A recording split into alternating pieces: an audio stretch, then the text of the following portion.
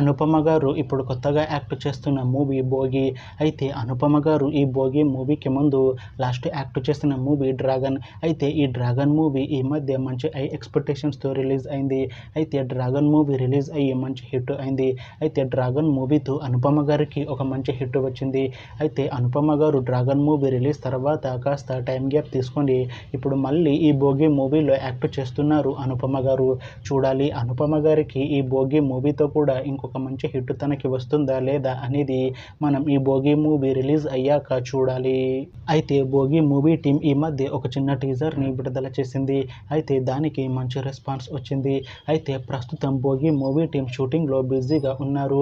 అయితే Bhogi movie shooting already 50% complete అయిపోయింది అంటున్నారు movie team.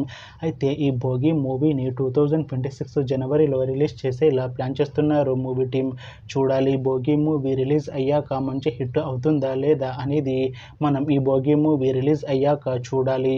Thanks for watching this video friends. మీకు ఈ వీడియో నచ్చితే ఈ వీడియోని లైక్ చేయండి.